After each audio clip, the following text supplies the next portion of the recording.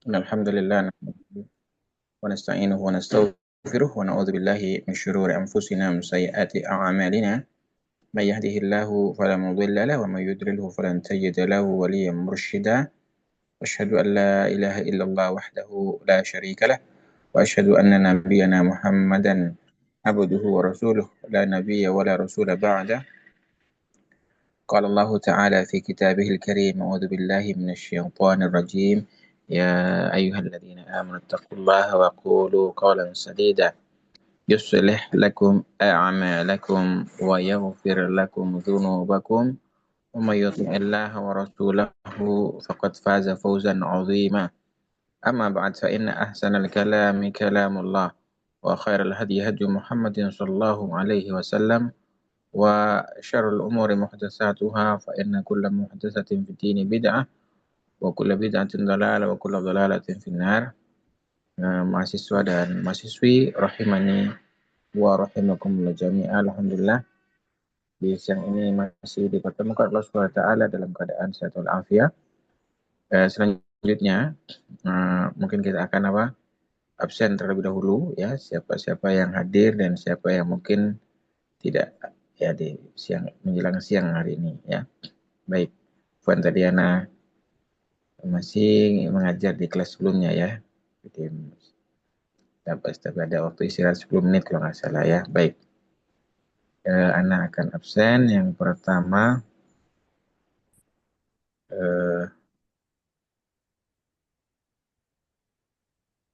Ahmad Nur Sidik. Hadir Ustaz. Ya, telah. Lestari Puji. Hadirah Ustaz. Nah, Okti Hadir, Aulia. hadiroh. Nabila. Hadirah Ustaz. Abidah. Hadirah Ustaz. Kemudian Rifar. Hadir Ustaz. Hadir. Erlian Nurani. Erlian mau juga enggak? Belum jelas ya. Kemudian Kharisatun. Hadirah Ustaz. Atika Rahmah. Hadirah Ustaz. Kan Ustaz Berlian hadiroh. Oh, nyam. Eka Lutfia. Hadirah Ustaz.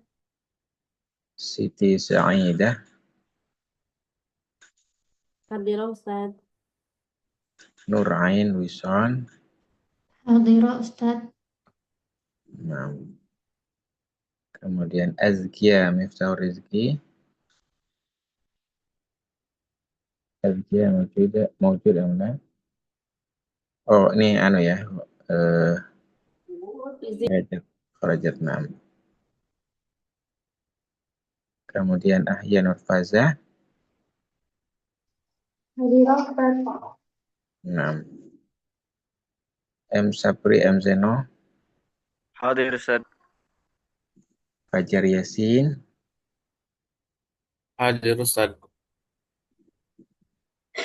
Sofi Aulianisha. Hadirah Ustaz. Fadia Ditafa. Oh, itu yang keluar ya, Kharajat ya. Terus kemudian Adkia belum muncul ya, Adkia. An-Nazma Fauzan. Beliau izin Ustaz. Oh, izin. Kemudian Teguh Utami. Hadirah Ustaz. Najwa Lupita. Najwa Lupita. Lama ya. Lama tahdur. Nurul Farah. Hadirah Ustaz. Didik Supatmadi. Hadir Ustaz. Imran. Hadir Ustaz. Umu Abdurrahman. Hadirah. Nah, baik, ada yang belum tersebut mungkin? Namanya Ana Ustaz. siapa? Zahra. Zahra, oh ya. Naam, Zahra. Ya, betul. Siapa lagi mungkin? Azkia. Azkia izin Ustaz. Izin. Oh izin, izin. Oh izin ada acara itu ya. Naam, naam. Baik, ikhwan dan akhwat sekalian, sepertinya sudah ada yang sudah siap presentasi ya kemarin ya. Okti Aulia. Tahu Ustaz, insya Allah. Ah, ya, silakan. Kalau Lestari berarti belum pernah ya? Lestari Puji belum pernah presentasi ya? Belum pernah Ustaz. Nah, nanti berarti ini yang pertama yang presentasi ya. Nam, tafadhali. Anak itu share screen Ustaz.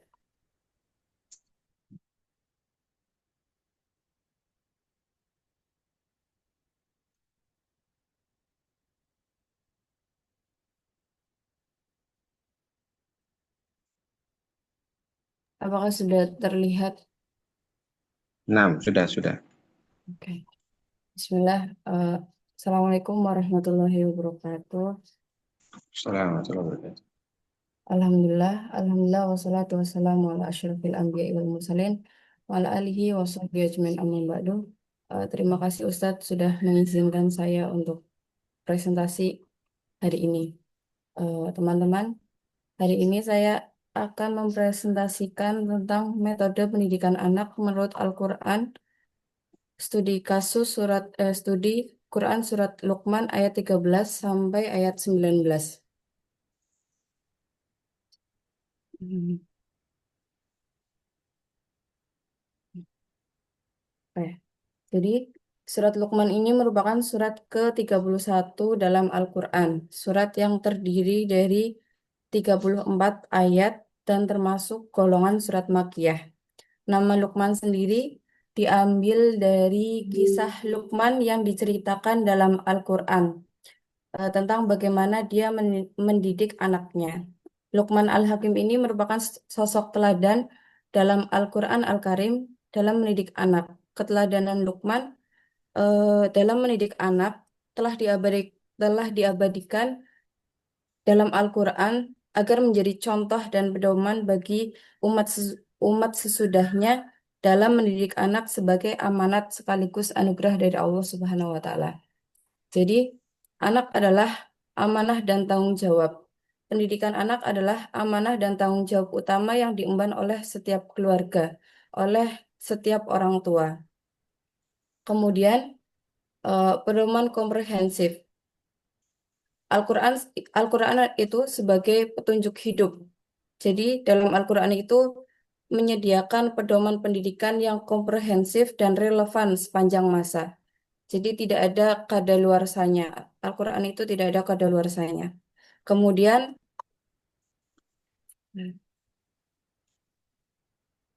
kemudian eh, Al-Quran juga pendidikan integral.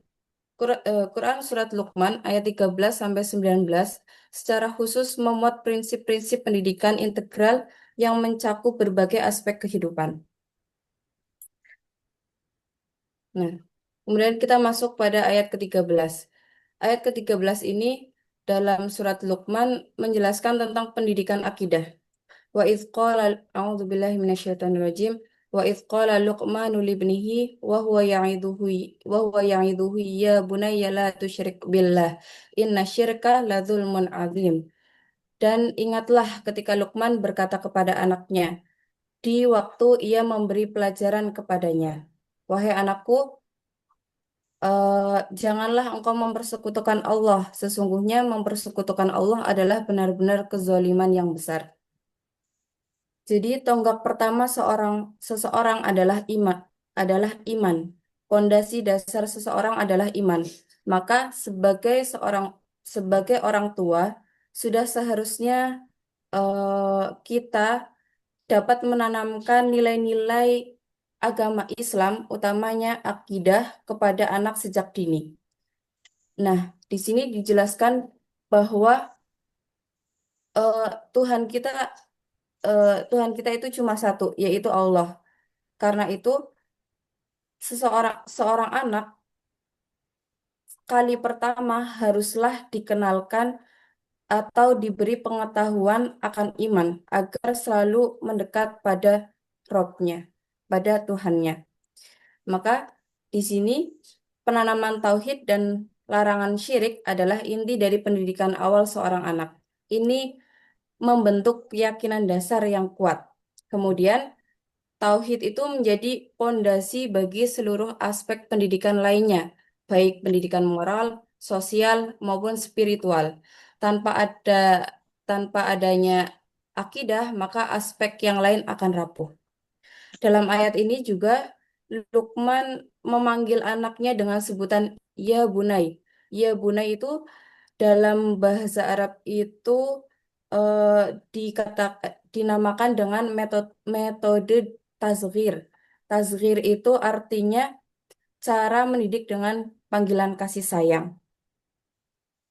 Tuh. Selain ya bunai, tazghir itu ada juga ya gulam seperti itu. Kemudian ayat berikutnya yaitu ayat 14 dan ayat 15 itu tentang birrul walidain. Di sini dikatakan, di sini ayatnya berbunyi wa wasainal insana biwalidayhi hamalathu ummuhu wahnan ala wahni wa fisaluhu fi amain anishkur li wa liwalidayk ilayyal masir wa in jahadaka ala an tusyrika bi ma laysa laka bihi ilm fala tuti'huma wa sahibuhuma fid dunya ma'rufa wattabi' sabila man anaba ilaihi summa ilayya marji'ukum fa unabbi'ukum bima kuntum ta'malun. Dan kami perintahkan kepada manusia agar berbuat baik kepada kedua orang tuanya. Ibunya yang telah mengandungnya dalam keadaan lemah yang bertambah-tambah dan menyapih dalam usia 2 tahun. Bersyukurlah kepadaku dan kepada kedua orang tuamu. Hanya kepadakulah, hanya kepada akulah kembalimu. Dan jika keduanya memaksamu untuk mempersekutukan aku dengan sesuatu yang engkau tidak mempunyai ilmu tentang itu, maka janganlah engkau menaati keduanya dan pergaulilah keduanya di dunia dengan baik. Dan ikutilah jalan orang yang kembali kepadaku, kemudian hanya kepadaku tempat kembalimu. Maka akan aku beritahukan kepadamu apa yang telah kamu kerjakan. Pada ayat ini, Luqman mengajarkan kepada anaknya tentang keutamaan berbakti kepada orang tua. Berbakti kepada orang tua itu merupakan sebuah ibadah yang agung, yang paling cepat memasukkan seseorang ke dalam surga. Pada ayat ini, Allah menggandengkan antara bersyukur kepada Allah dengan bersyukur kepada orang tua. Allah mengkhususkan penyebutan tentang ibu yang dia mengalami kondisi yang sulit ketika mengandung, yaitu wahnan ala wahnin, kelemahan di atas kelemahan. Nah, kemudian eh, apakah kita hanya perlu berbakti kepada ibu saja? Tentunya tidak ya teman-teman, karena di sini utamanya adalah ibu. Kenapa? Karena ibu telah mendapat kesusahan. Kesusahan dalam mengandung, kesusahan dalam menyusui, begitu. Jadi utamanya kepada ibu. Ada hadis yang menyebutkan hormatilah ibumu, ibumu, ibumu, kemudian baru ayahmu. Jadi orang tua tetap harus kita hormati, tapi utamanya adalah ibu, begitu. Karena walaupun walaupun ayah tidak mengandung, tapi dari jerih payah ayah itu kita dapat apa ya, mendapatkan kayak hmm, namanya, karena ayah kan bekerja mencari mencari nafkah untuk kita, maka dari situ itu adalah apa namanya, hmm, itu adalah bentuk kasih sayang, bentuk kerja keras ayah untuk kita. Kemudian di sini berbakti pada orang tua. Ayat ini menekankan pentingnya berbuat baik dan berbakti pada orang tua, mengingat pengorbanan besar ibu sejak mengandung dan pengorbanan ayah dalam mencari nafkah untuk istrinya dan anaknya. Kemudian pada ayat ke-14, ke-15 maksudnya, dan jika keduanya memaksamu untuk mempersekutukan aku, maka janganlah engkau menaati keduanya. Jadi batas ketaatan itu, taat kepada orang tua itu memiliki batasan, yaitu tidak boleh mengikuti ajaran mereka jika bertentangan dengan perintah Allah. Jadi selama orang tua tidak menyuruh kita untuk berbuat syirik, maka kita harus menaatinya. Karena sebagian orang hanya apa ya? Karena sebagian orang mau berbakti ke orang tuanya kalau orang tuanya baik, padahal di sini disebutkan selagi orang tuanya tidak menuntut untuk berbuat syirik, tidak memerintah untuk berbuat syirik, maka kita wajib berbakti kepada mereka, wajib mempergauli mereka dengan baik. Walaupun orang tuanya adalah orang tua yang kafir, orang tua pemabuk, atau orang tua yang menelantarkan anak-anaknya sejak kecil, maka kita tidak boleh untuk tidak berbakti kepada mereka selagi mereka tidak mengajak kita untuk berbuat syirik. Kemudian pada ayat ke-16 ini adalah ayat tentang kesadaran pengawasan Allah. Ayat ini berbunyi, A'udzubillahi minasyaitonirrajim. Ya bunayya, innaha yang taku mithqala habbatin min khardalin fatakun fi sohrah au fi samawati au fil ardi ya'ti biha Allah. Innallaha latifun khabir. Luqman berkata, wahai anakku, sungguh jika ada suatu perbuatan seberat biji sawi dan berada dalam batu atau di atas langit, atau di langit atau di bumi, niscaya Allah akan memberinya balasan. Sesungguhnya Allah maha halus lagi maha teliti. Nah, dalam ayat ini disebutkan bahwa pendidikan ini bertujuan untuk menumbuhkan rasa muraqabah. Muraqabah yaitu kesadaran bahwa Allah Subhanahu wa taala selalu mengawasi kita, mengawasi dalam diri, dalam diri kita. Nah, ayat ini itu menjelaskan tentang bagaimana membentuk karakter yang jujur dan bertanggung jawab. Bahkan dalam hal-hal yang pada ayat ini disebutkan perbuatan sekecil apapun akan diperhitungkan, yakni setiap amal perbuatan akan diperhitungkan. Jadi yaitu intinya dari ayat ini adalah muraqabah, merasa selalu diawasi oleh Allah. Kemudian ayat yang ke-17 adalah tentang ibadah dan sosial. Pada ayat ini, berbunyi, A'udzubillahi minasyaitonirrajim. Ya bunayya, aqimis sholata wa'mur bil ma'ruf wanha 'anil munkar wasbir 'ala ma asobak. Inna dzalika min azmil umur. Wahai anakku, laksanakanlah sholat dan suruhlah manusia untuk berbuat yang ma'ruf dan cegahlah mereka dari yang mungkar dan bersabarlah terhadap apa yang menimpamu. Sesungguhnya yang demikian itu termasuk perkara yang penting. Dari ayat ini, maka dapat kita ambil pelajaran bahwa sholat adalah pondasi ibadah. Menegakkan sholat adalah tiang agama dan bentuk komunikasi langsung antara seorang hamba dengan penciptanya. Kemudian, tanggung jawab sosial, melakukan amar ma'ruf dan nahi mungkar, menyuruh pada kebaikan dan mencegah kemungkaran adalah wujud kepedulian kita terhadap lingkungan sosial kita. Yang terakhir, yang ketiga pada ayat ini adalah sabar. Sabar itu menjadi bekal kehidupan. Kesabaran dalam menghadapi cobaan adalah kunci ketahanan diri dalam menjalani kehidupan. Kemudian ayat ke-19 dan ayat ke-18 dan 19 di sini menjelaskan tentang akhlak sosial. A'udzubillahi minasyaitonirrajim. Wala tusa'ir khaddaka linnasi wala tamshi fil ardi maraha. Innallaha la yuhibbu kulla mukhtalin fakhur.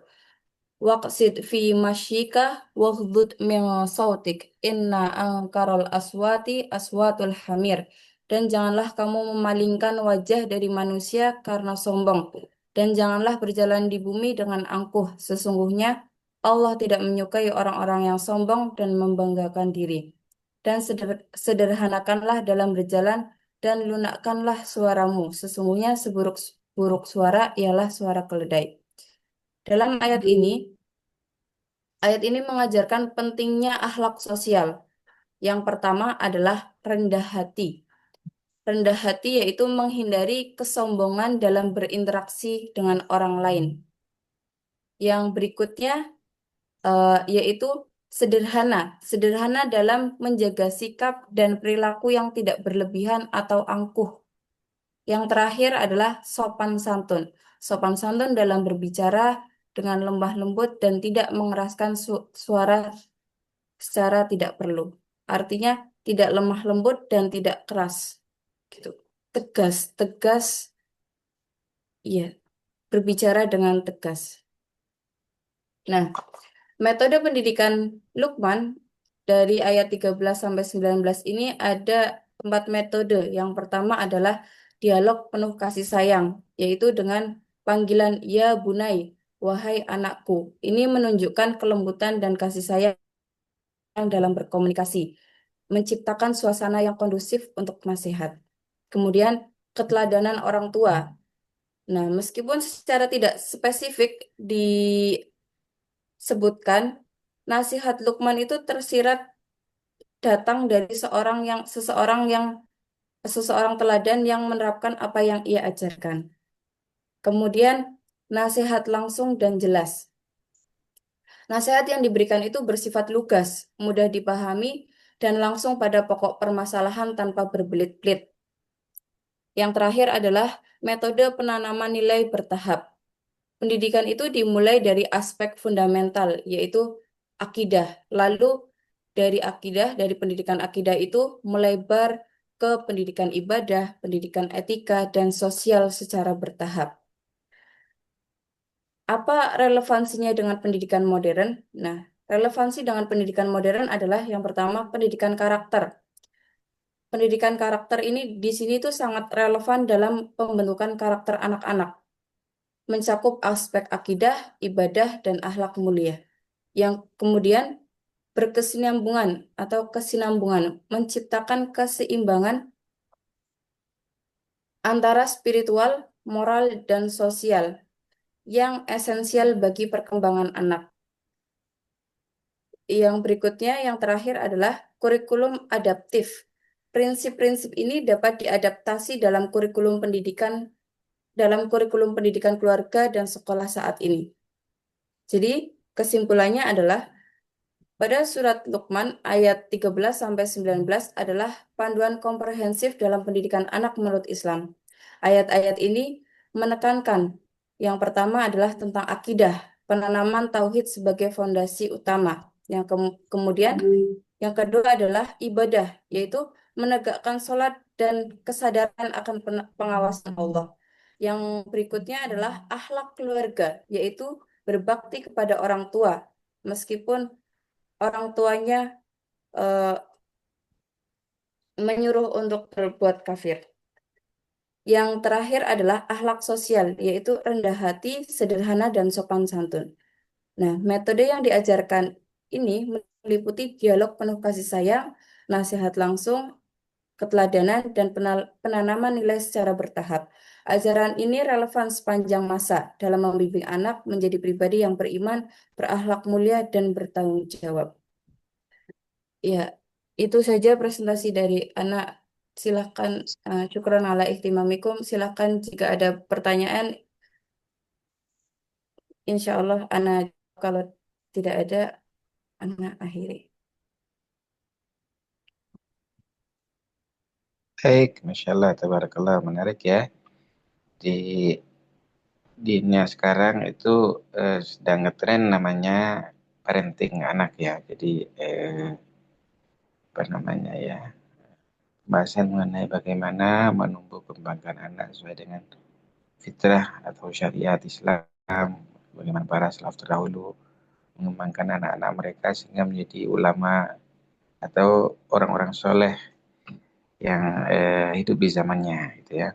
Dan kita di zaman sekarang tentu lebih sulit ya. Mengapa kalau lebih sulit? Karena banyak gangguannya ya. Kalau dulu para salaf terdahulu itu menutup telinga ketika melewati suatu jalan ya. Di zaman sekarang nyanyian dan lain-lain itu atau tontonan-tontonan yang merusak itu sudah masuk ke HP dan mereka banyak dipegang HP ya. Ini banyak ya. Jadi para orang tua memberikan HP kayak sekedar untuk minjam, bahkan dibelikan HP untuk anak-anak mereka. Dan begitu banyak kemaksiatan terjadi melalui HP ya. Banyak orang yang berzina ya, wasilah dia pertamanya HP ya. Nah, baik anak-anak yang mungkin sudah remaja atau bahkan orang tua yang sudah punya keluarga. Nah, ini fenomena ya. Kalau zaman dulu masih jadul ya, mungkin lebih mudah menghindar. Hari ini lebih susah menghindarnya. Belum lagi kegiatan di luar ya, atau di banyak tempat di pabrik-pabrik di mana ada ikhtilat di dalamnya. Ya belum sesuai syar'i kan gitu ya. Walaupun Indonesia ini mayoritas Islam, Muslim maksudnya. Mayoritas 90-90% itu Muslim. Tapi mungkin baru di sekolah-sekolah salaf yang tertutup ya, tidak ada komunikasi atau bagaimana lah ya, semacam itu, tidak, hampir tidak ada ikhtilat. Hampir ya. Mungkin ada sebagian masih baina-baina ya, antara gitu ya, di belum 100% ya. Bagaimana dengan lingkungan di tempat kerja yang Masya Allah, subhanallah gitu ya, ya masih campur baur dan sebagainya. Dan ini bukan satu, banyak sekali. Ini problema juga ya. Di orang tua seperti itu, anak-anak juga tidak bisa maksimal karena orang tua penuh kerjanya dari pagi sampai malam, sampai jam 9 malam ya. Mungkin berangkat pagi, anak-anaknya masih tidur dan diasuh oleh para pembantu ya, sementara pembantu tidak punya pendidikan akidah yang baik ya, mungkin cenderung abai dan seterusnya. Ini kan problematika kita sekarang ya. Tentu ya perlu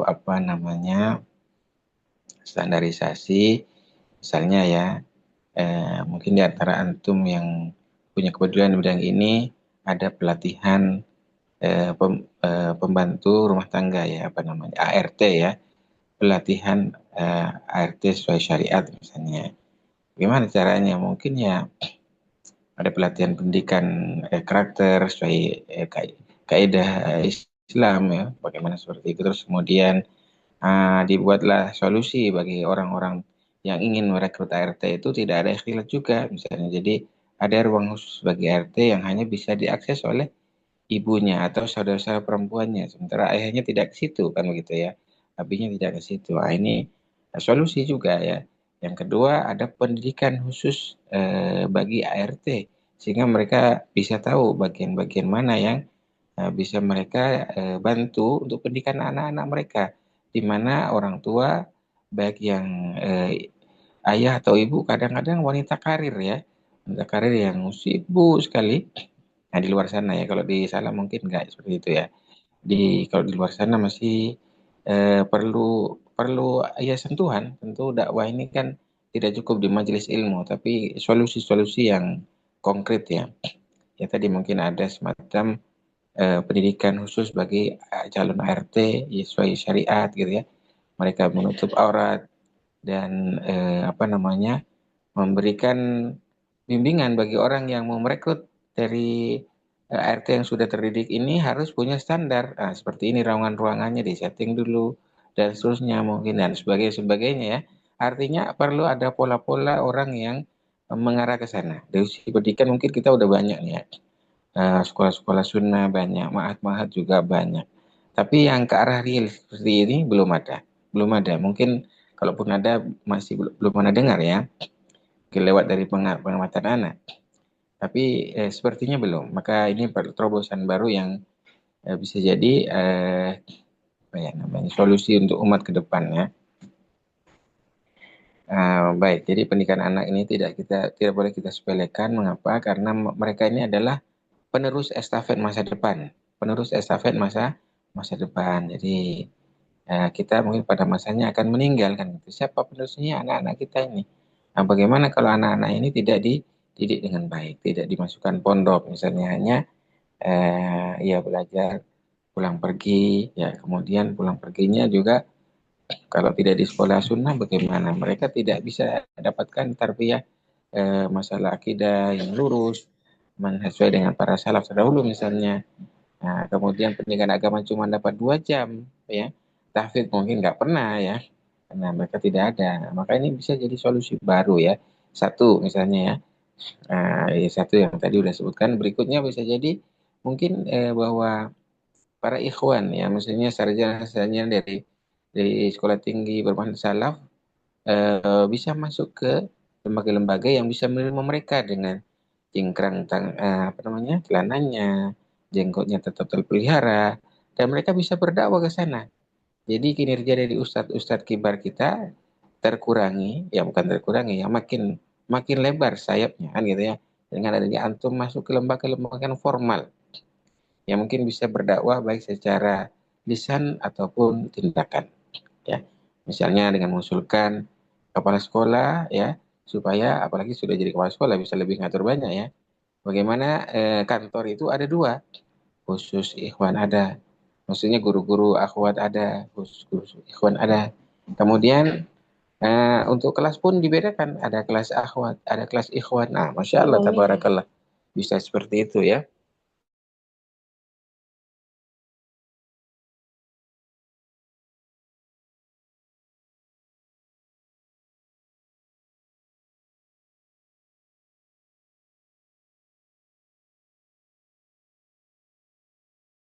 Bisa diterima ya, masuk aja belum tentu diterima. Nah, kalau ikhwan lebih mudah karena dia punya jiwa pejuang dan sebagainya. Nah, makanya adanya sekolah tinggi bermanhaj salaf ini harapannya bisa menjadi solusi baru dakwah real di lapangan ya.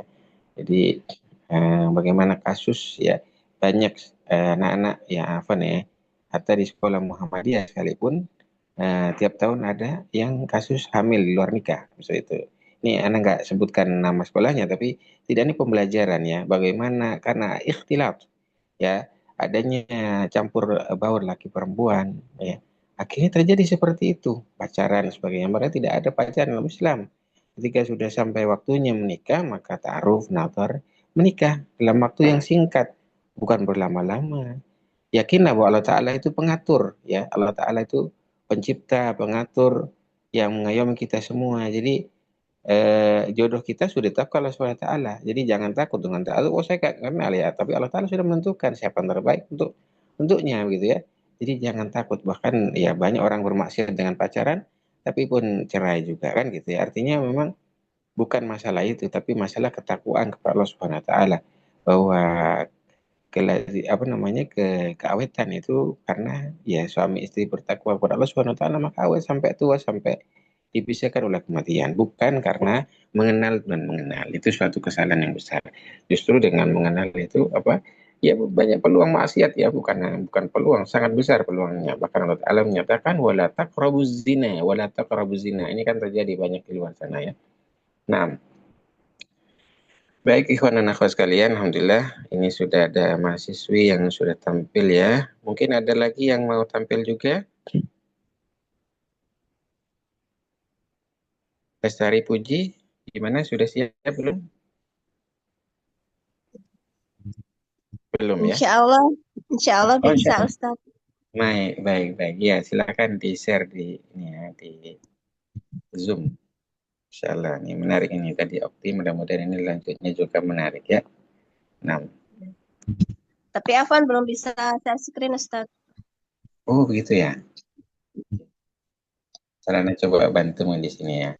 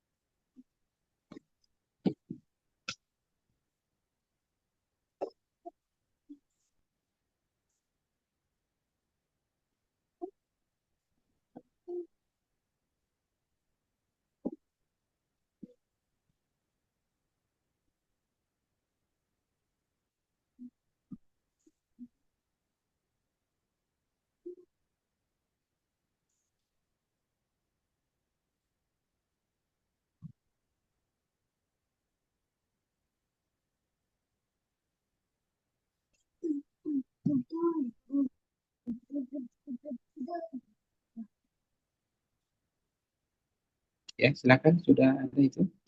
Sudah kelihatan belum? Nah, Ustaz. Bismillah. Assalamualaikum warahmatullahi wabarakatuh. Assalamualaikum. Alhamdulillah. Wassalatu wassalamu ala rasulillah wa ala alihi wa ashabi wa mawalah. Amma ba'du. Sebelumnya, saya ucapkan jazakumullah khairan kepada Ustadz atas waktu dan kesempatannya. Insya Allah untuk kesempatan kali ini, Anda akan menyampaikan tentang peran guru dalam perspektif Qur'ani, sebuah analisis terhadap surat Al-Jumu'ah ayat 2. Nah, surat Al-Jumu'ah ayat 2 bunyinya, A'udzu billahi minasyaitonir rajim. Huwallazi ba'atsa fil ummiyina rasulan minhum yatlu 'alaihim ayatihi wa yuzakkihim wa yu'allimuhumul kitaba wal hikmata wa in kanu min qablu lafi dhalalim mubin. Yang artinya, dialah yang mengutus kepada kaum yang buta huruf seorang rasul di antara mereka, yang membacakan ayat-ayatnya kepada mereka, mensucikan mereka, dan mengajarkan mereka kitab dan hikmah. Ya, ini maksudnya Al-Quran dan As-Sunnah. Dan sesungguhnya mereka sebelumnya benar-benar dalam kesesatan yang nyata. Tapi di dalam ayat ini, ya, ini ada penjelasan katanya ya. Di dalam ayat ini disebutkan kata al-ummiyina. Ya, para ulama tafsir menafsirkan kata al-ummiyina itu yang dimaksud adalah orang-orang Arab itu sendiri. Ya. Karena sebagian besar orang-orang Arab pada waktu itu masih buta huruf, yakni tidak mengenal baca tulis. Kemudian di dalam tafsir yang lain disebutkan bahwa al-ummiyina ini adalah kaum yang tidak memiliki kitab, yang tidak diturunkan kepada mereka kitab, dan tidak ada jejak kerasulan pada mereka sebelumnya. Kemudian juga dalam ayat ini disebutkan rasulam minhum. Ini seorang rasul dari kalangan mereka, yakni dari bangsa Arab sendiri, yang mereka mengetahui nasabnya, sifat-sifatnya yang baik, serta kejujurannya. Kemudian disebutkan di dalam ayat ini, yatlu alaihim ayatihi, yang mana utusan Allah tersebut membacakan kepada mereka, yakni bangsa Arab, ayat-ayat Allah, yang menunjukkan bahwasanya di antara tugas para rasul ini diutus untuk membacakan ayat-ayat Allah. Kemudian selanjutnya dalam ayat ini juga disebutkan wa yuzakkihim, yakni mensucikan mereka. Ya, maksudnya mensucikan dari kesyirikan dan dari kerusakan akhlak yang lainnya. Ya, sebagaimana yang kita tahu, bangsa Arab sebelum diutusnya Rasulullah SAW, mereka menyembah berhala, menyembah patung-patung, dan juga mereka banyak melakukan kemungkaran-kemungkaran, seperti mengubur anak perempuan hidup-hidup, minum khamr, ya, riba, dan lain sebagainya. Kemudian selanjutnya disebutkan dalam ayat tersebut juga wa yu'allimuhumul kitaba wal hikmata. Nah, tugas Rasul selanjutnya adalah mengajarkan Alkitab, yaitu Al-Quran, dan Al-Hikmah, yaitu As-Sunnah kepada umatnya.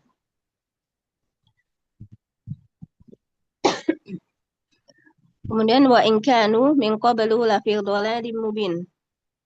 Karena mereka, bangsa Arab, sebelum diutusnya dan sebelum kedatangan Rasul masih dalam kesesatan yang nyata, yakni berupa kesyirikan, kemaksiatan, dan kekafiran. Nah, dari ayat ini ya kita bisa menganalisis bahwasanya surat Al-Jumu'ah ayat 2 ini menjelaskan tentang pengutusan Rasulullah Muhammad SAW kepada bangsa Arab yang buta huruf dengan misi membacakan ayat Allah, menyucikan jiwa, mengajarkan Al-Quran dan Sunnah, serta mengeluarkan mereka dari kesesatan nyata menuju akidah tauhid yang benar.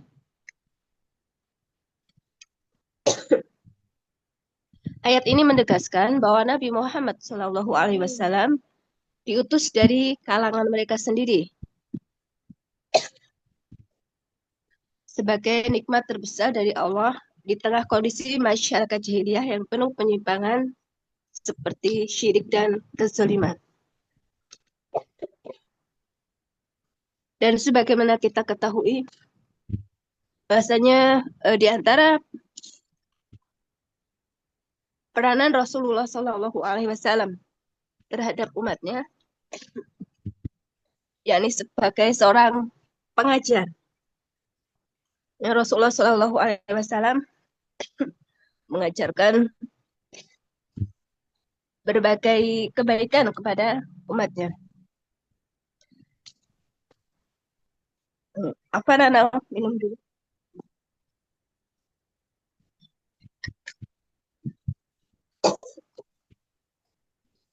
Nah, maka kita sebagai umat Rasulullah SAW ya, bisa mencontoh peranan beliau sebagai pengajar dan sebagai guru kepada umat manusia. Nah, peranan guru yang disebutkan dalam ayat ini ada 3. Yang pertama yakni membacakan ayat-ayatnya. Guru memiliki tanggung jawab untuk menyampaikan materi pelajaran yang dapat mengungkap kebesaran Allah Azza wa Jalla kepada peserta didik. Sehingga mereka mampu memahami pesan-pesan ilahi dalam setiap pelajaran. Ya, ini misalnya ya, dengan menyisipkan ayat-ayat Al-Quran ketika mengajar. Misalnya dalam pelajaran umum ya, dalam pelajaran IPA misalnya, ketika menjelaskan mungkin tentang organ-organ tubuh manusia, itu kita bisa menyisipkan ya, ayat tentang betapa kekuasaan Allah yang sangat luar biasa bisa dilihat dalam diri manusia. Kemudian tugas yang kedua, yakni menyucikan mereka. Ya, peran ini lebih dari sekadar transfer ilmu. Guru harus membantu peserta didik membersihkan diri dari sifat buruk dan perilaku tidak terpuji, serta membentuk akhlak mulia mereka. Jadi guru bukan hanya sekedar memberikan ilmu, tetapi perannya lebih dari sekedar itu, yakni berusaha agar peserta didik mampu untuk mentazkiyah, membersihkan dirinya dari sifat buruk,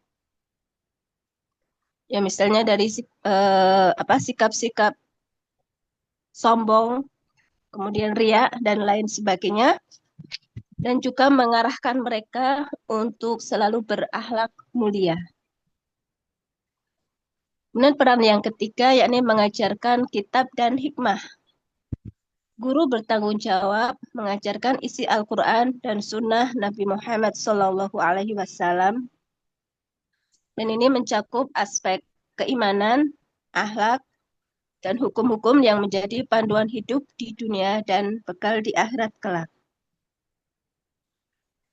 Ini tanggung jawab besar seorang guru ya. Bagaimana kita menanamkan aspek keimanan yang termasuk di dalamnya adalah akidah yang lurus, kemudian akhlak akhlak yang mulia, dan juga berkaitan dengan hukum-hukum yang kita laksanakan sehari-hari, ya, misalnya sholat, puasa, dan muamalah harian kita.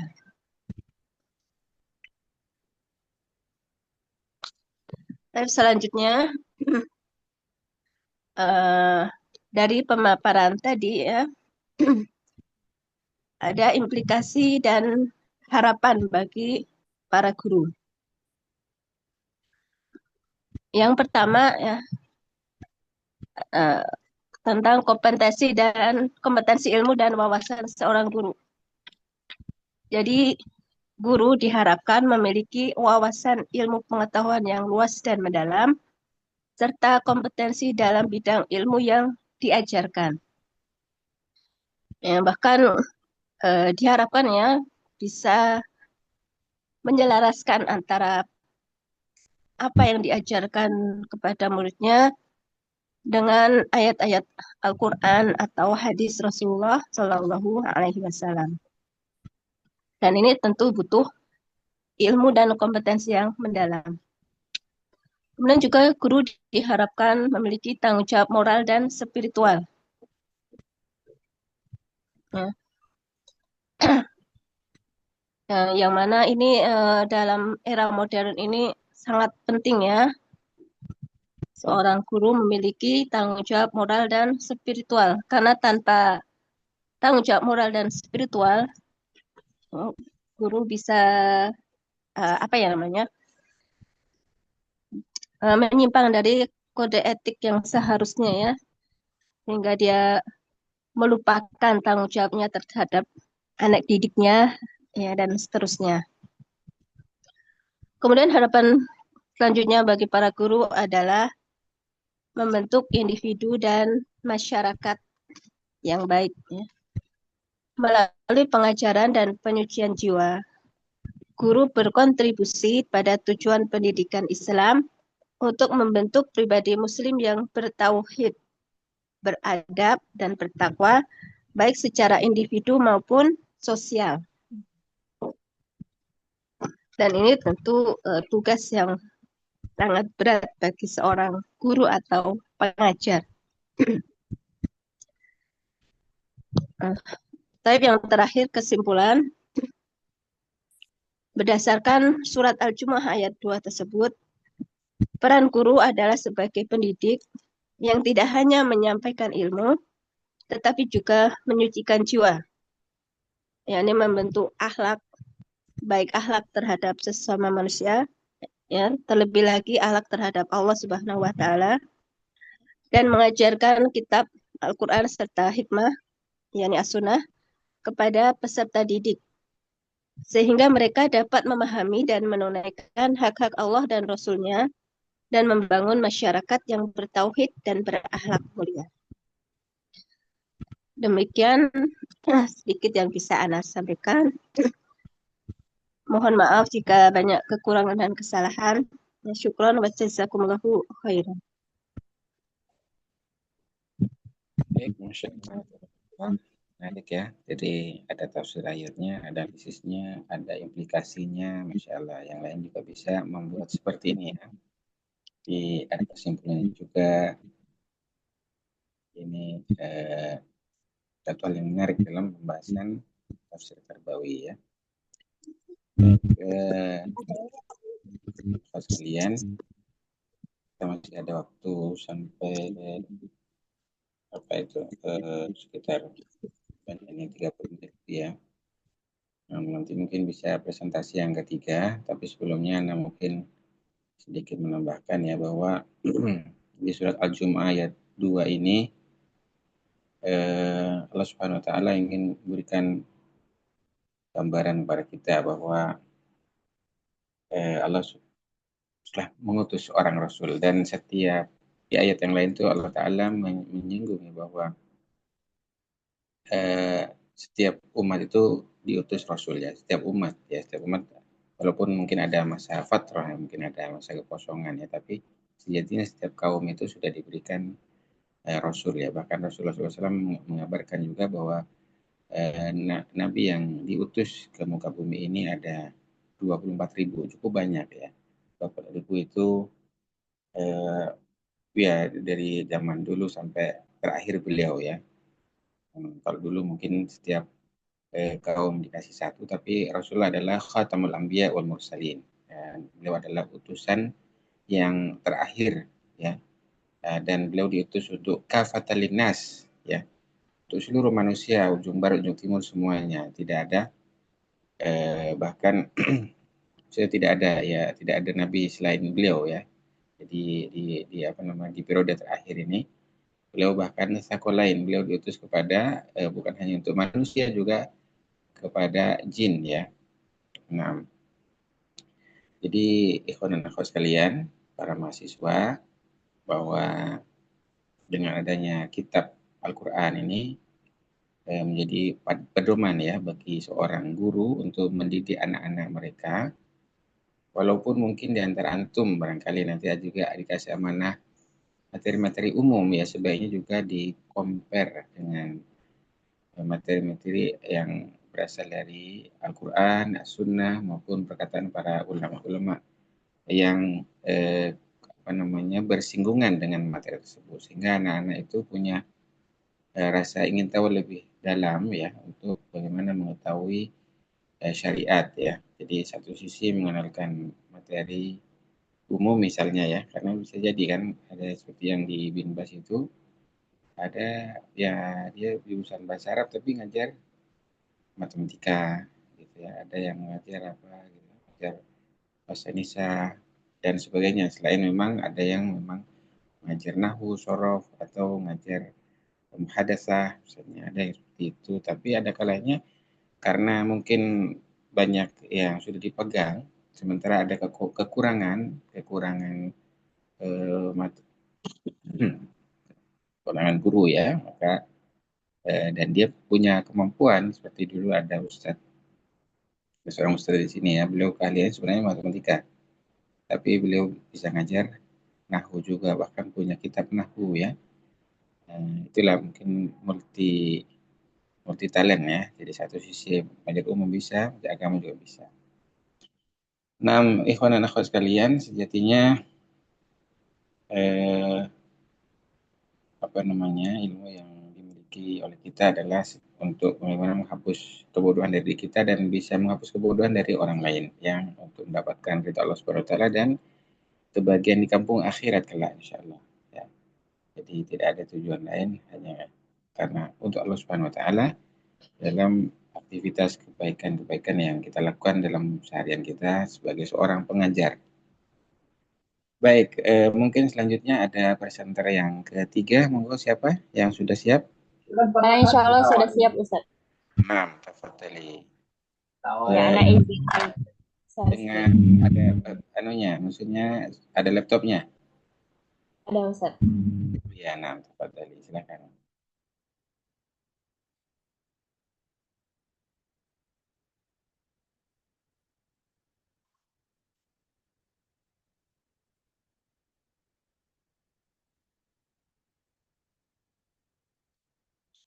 Apakah sudah terlihat? Ya, sudah terlihat. Baik. Bismillah. Assalamualaikum warahmatullahi wabarakatuh. Alhamdulillah wassalatu wassalamu ala Rasulillah wa ala alihi wa sahbihi wa man walah. Di sini anak akan mempresentasikan terkait konsep belajar seumur hidup dari Al-Qur'an.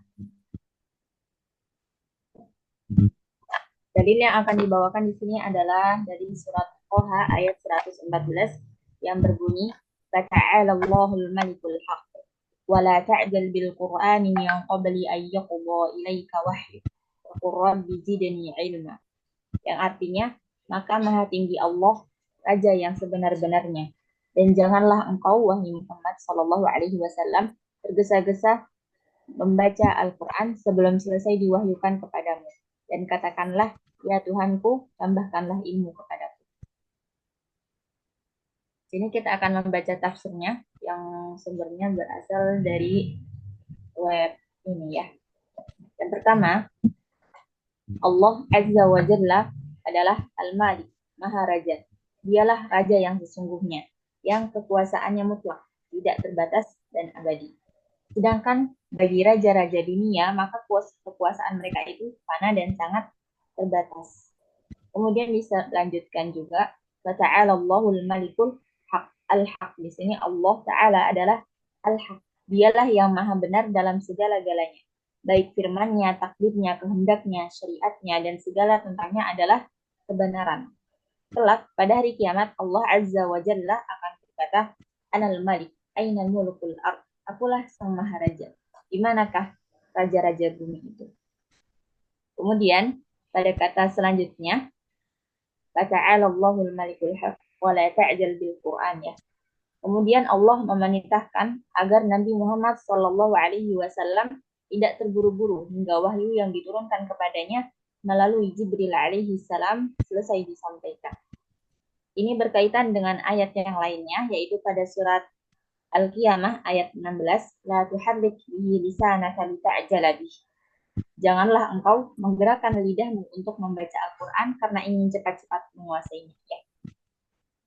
Jadi pada awal-awal turunnya wahyu, setiap kali Jibril alaihi salam datang menyampaikan wahyu, Nabi Muhammad Shallallahu Alaihi Wasallam itu segera mengulangi dan terburu-buru untuk mengulangi pengucapan wahyu tersebut. Kenapa? Karena beliau khawatir tidak dapat menghafalkan wahyu yang disampaikannya dengan baik. Maka Allah Azza wa Jalla menegur beliau dengan berfirman pada surat Al-Qiyamah ayat 17 sampai 19, Inna 'alaina jam'ahu wa qur'anah fa idza qara'nahu fattabi' qur'anah thumma inna 'alaina bayanah. Sesungguhnya kamilah yang menjamin akan mengumpulkannya di dadamu dan membuatmu pandai membaca. Apabila kami telah selesai membacanya, maka ikutilah bacaan itu. Kemudian sesungguhnya atas tanggungan kamilah penjelasan. Kemudian di ayat ini Allah menutup firman-Nya dengan apa? Dengan wa qur rabbi zidni ilma, dan berkata, ya Tuhanku, tambahkanlah ilmu pengetahuan. Jadi sini jelas sekali ya. Ayat ini jelas sekali menunjukkan kemuliaan ilmu. Setelah Allah Azza wa Jalla menegur Nabi Muhammad Sallallahu Alaihi Wasallam yang tergesa-gesa dalam mengikuti pengucapan Jibril alaihi salam, Allah Azza wa Jalla memberikan petunjuk tentang apa yang harus beliau lakukannya. Itu apa? Dengan berdoa, waqur rabbi zidni ilma. Dan salah satu doa-doa yang juga diajarkan Nabi Muhammad terkait ini adalah doa Allahumma anfa'ni bima 'allamtani wa'allimni ma yanfa'uni wa zidni ilma. Ada juga zikir ya, zikir yang biasa diucapkan ketika setelah sholat subuh, yaitu Allahumma inni as'aluka ilman nafi'an wa rizqan thayyiban wa amalan mutaqabbalan. Dan ini sangat penting juga kita ketahui bahwa Nabi Muhammad Shallallahu Alaihi Wasallam tidak pernah diperintahkan oleh Allah untuk meminta tambahan atas sesuatu kecuali ilmu. Ya, sebagaimana Allah firmankan dalam ayat ini, waqur rabbi zidni ilma.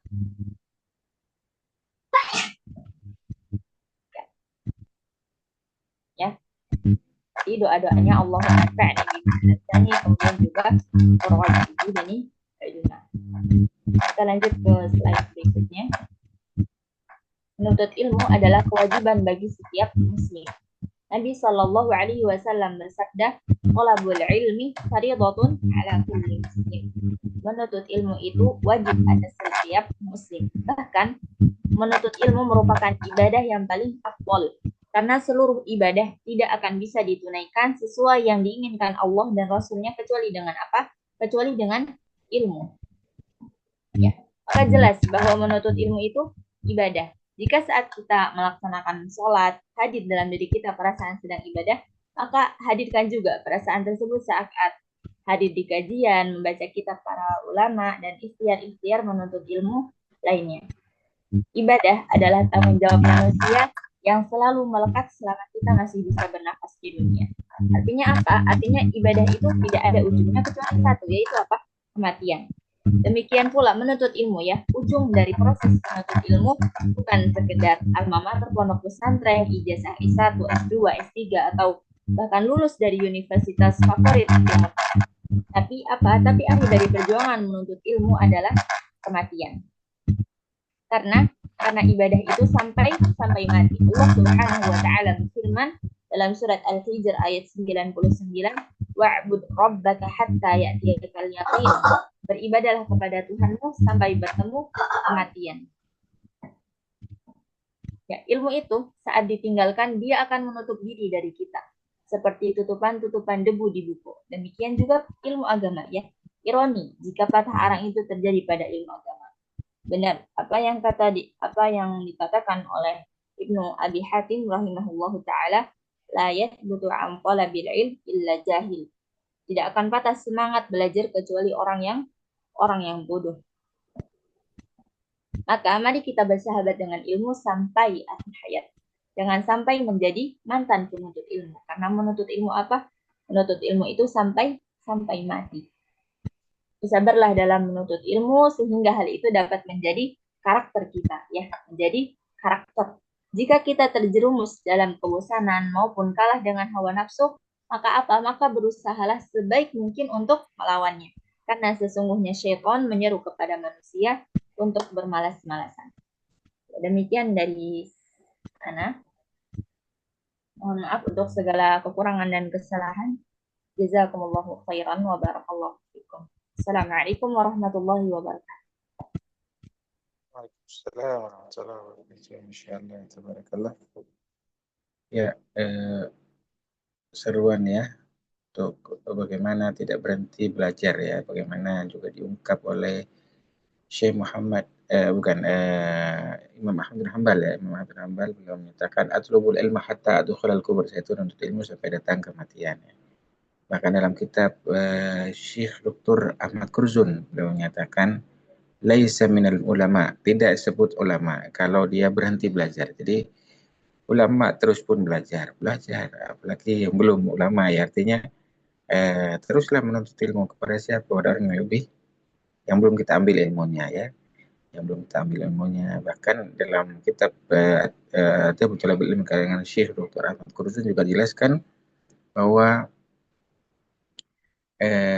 ya ada ulama di kalangan sahabat yang beliau sangat masyhur ya, maksudnya dikenal keulamaannya, tapi beliau sanggup untuk berjalan jauh sekali sampai menemui sahabat lain yang belum diambil hadis ya.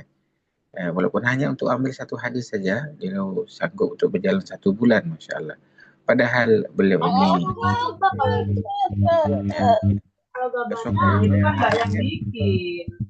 ada yang segini. Abidah Rahmah, ditutup dulu ya. Ya. Jadi itu berjalan sepanjang 1 bulan, Masya Allah, untuk dapat satu hadis Nabi SAW dari seorang yang ketokohannya itu di bawahnya beliau. Tapi memang ada talabul ilm di antara mengunjungi guru ya. Jadi ini mungkin kebaruan ya, kita mesti di mana-mana bisa online ya. Mungkin ada mulazim dengan Syekh juga. Malam hari ada juga grup dengan beliau. Itu tidak datang ke Yaman, tidak datang ke mana, tapi cukup di Zoom ya. Masya Allah, ini suatu kebaruan, mudah-mudahan tidak mulai keberkahan ilmu ya. Baik, tapi semangat untuk menuntut ilmu tidaklah berhenti dengan satu titik, tapi sampai datanglah kematian. Kalau datang kematian berarti sudah selesai ya. Antum mungkin sekarang semester berapa, 3, 5 ya. Kalau nanti S1, S2, bahkan S3, teruslah menuntut ilmu walaupun sudah punya anak, punya cucu dan seterusnya. Baik, kita masih ada waktu sekitar 20 menit ya. 20 menit, monggo kalau ada pertanyaan boleh ditanyakan. Kalau tidak, mungkin jangan lupa ini kita sudah bagi semua ya topik-topiknya ya. Semua kelas semua anggota kelas ini sudah dapat topik semuanya. Iya. Yes. Oh, sudah, alhamdulillah ya. Nah, jadi tinggal disiapkan PowerPoint-nya dan presentasi seperti tadi itu, bahwa ya di topik ini kita ngupas Al-Quran, ayat Al-Quran mulai dibahas dari beberapa sisi ya, dan digabung dengan hadis misalnya seperti tadi ya. Berdoa, jangan lupa doa usilahul mukmin, doa senjatanya orang mukmin ya. Jadi doa adalah senjatanya orang mukmin. Ketika kita punya kesulitan-kesulitan, banyak berdoa. Imam Syafi'i misalnya pernah mengadu kepada gurunya, ya, syakautu ila waqi su'a hifzi. Saya mengadu kepada guru saya Waqi tentang buruknya hafalanku. Beliau hafal Quran di usia 7 tahun, ya, selesai hatam 30 juz. Tapi beliau setelah itu menghafal kitab Al-Muwatta dan kitab-kitab yang lain setelahnya. Nah, tapi suatu ketika beliau mengadu kepada gurunya, syakautu ila waqi su'a hifzi. Kemudian apa yang disampaikan oleh gurunya tersebut? Fa'arsyadani ila tarkil ma'asi. Fa'arsyadani, maka beliau menyuruhku untuk meninggalkan maksiat. Ya, meninggalkan maksiat. Jadi maksiat itu bisa punya pengaruh terhadap perolehan ilmu atau kemampuan untuk menangkap ilmu di kala itu. Ya, kalau kita susah menghafal, susah menangkap pelajaran dan seterusnya, ini juga disampaikan kepada murid-murid antum, ya. Untuk bagaimana meninggalkan maksiat. Maksiat itu banyak, mata, telinga, hati, dan seterusnya, banyak, ya. Jadi cari yang halal aja, apa yang halal kerjakan, yang halal jangan, ya. Wa akhbirni fa innal ilma nur. Wa akhbirni, dan memberikan kabar kepadaku, fa innal ilma nur, sungguhnya ilmu agama, ya, adalah cahaya. Wa nurullah, dan cahaya Allah, la yuhda li'asi, tidak diberikan kepada orang yang bermaksiat. Ya, maka dari itu kalau kita pengen banyak ilmu, ya, diantaranya bertakwalah kepada Allah dan terus menuntut ilmu, ya. Wattaqullaha wa yu'allimukumullah, kan gitu, ya. Takwalah kepada Allah dan Ia akan memberikan ilmu pada kalian, ya. Jadi tadi juga disebutkan bagaimana Rasulullah menjelaskan apa? Thalabul ilmi fariidatun 'ala kulli muslimin. Ya, termasuk juga akhwat masuk di situ dalamnya, ya. Walaupun ini muslim, tapi maksudnya muslimah juga masuk, ya. Thalabul ilmi, menuntut ilmu, faridatun, adalah wajib. Ini fardu ain, ya. Ala kulli muslimin, atas setiap muslim, baik itu laki-laki maupun perempuan. Kemudian dalam kitab Nawaqidul Islam, ya, karangan Syekh Muhammad bin Abdul Wahab, beliau menyatakan bahwa orang yang acuh tak acuh, tidak mau belajar agama, ini bisa terjatuh kepada nawaqid Islam, pembatal keislaman. Ya, jadi kamu belajar pokoknya, ya, cukup sibuk dengan urusan dunianya, ya, bahkan tidak mau sholat dan seterusnya, ya. Ya, padahal sholat itu adalah imaduddin, as-sholatu imaduddin. Faman aqamaha faqad aqamad-din, wa man tarakaha faqad hadamad-din. Ya, bahwa sholat adalah tiang agama. Faman aqamaha, siapa yang menegakkan sholat, faqad aqamad-din, maka sungguh dia telah menegakkan agama.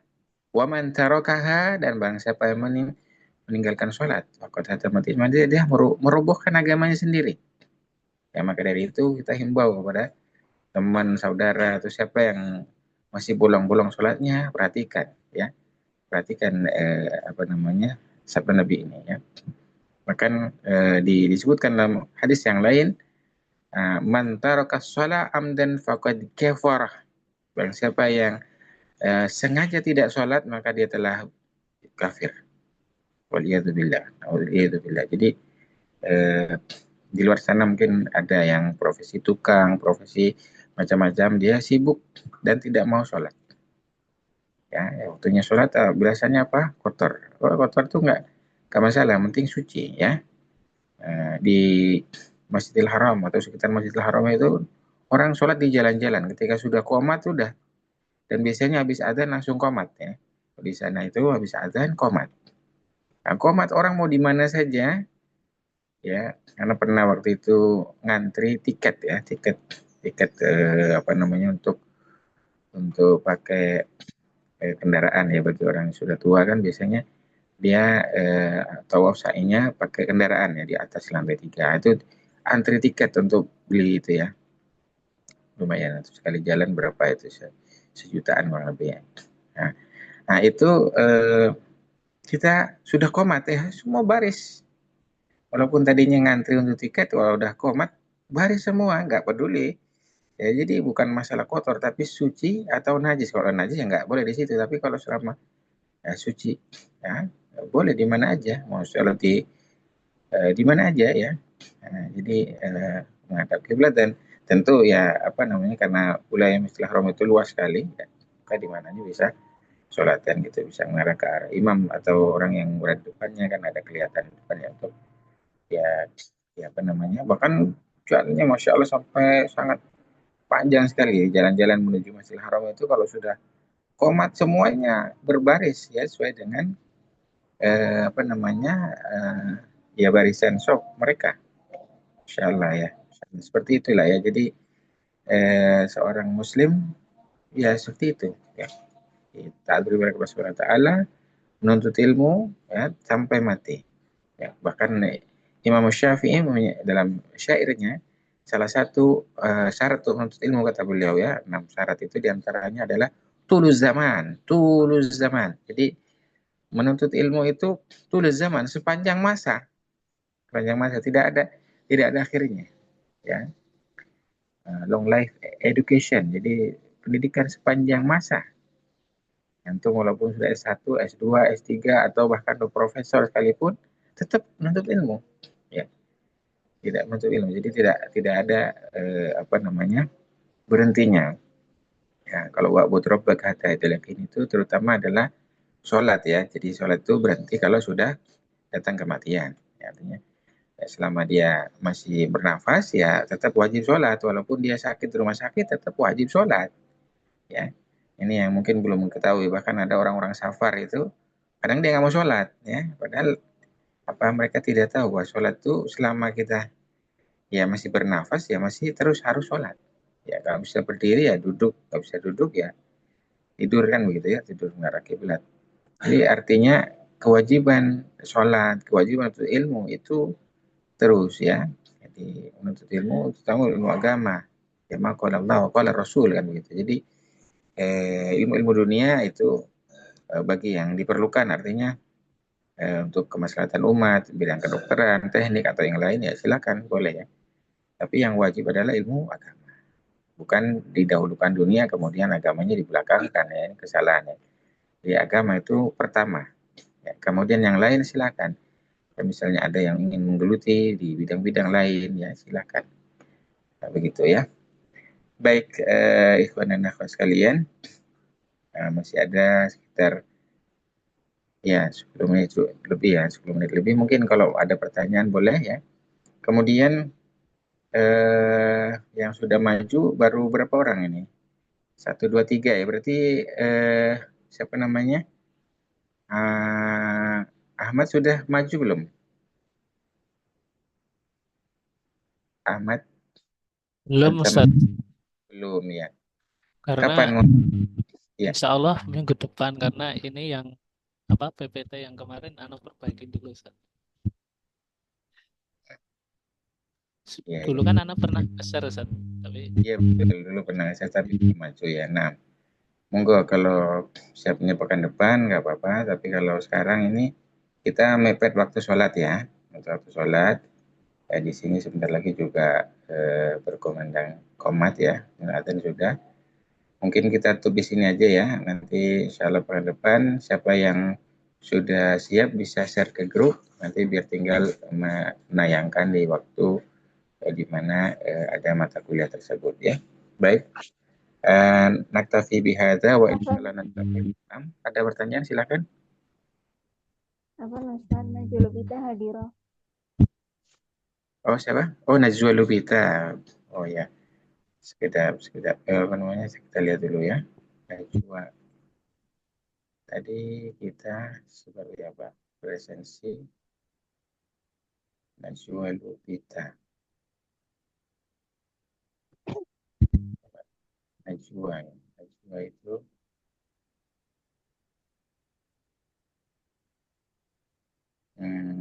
ya, oh ya, hadir ya. Siapa lagi yang mungkin merasa belum dipanggil hadir? Nah, cukup ya. Jadi yang lain, monggo. Ini ada 20, berapa ini semuanya? 29 ya. Iya, 29 siswa, monggo. Nanti antum atur ya, bukan 29, 26 yang terdapat di absen, menyiapkan diri untuk presentasi ya, bisa 22. Hari ini ada 3 ya, besok monggo lah disiapkan, usahakan tidak ada yang tertinggal. Baik, naktafi bihadza wa insyaallah nastamir fi fursa ukhra wa nadallahu subhanahu wa ta'ala bidu'a kafatil majlis subhanakallahumma bihamdika Subhanakallahumma wa bihamdika. Assalamualaikum warahmatullahi wabarakatuh.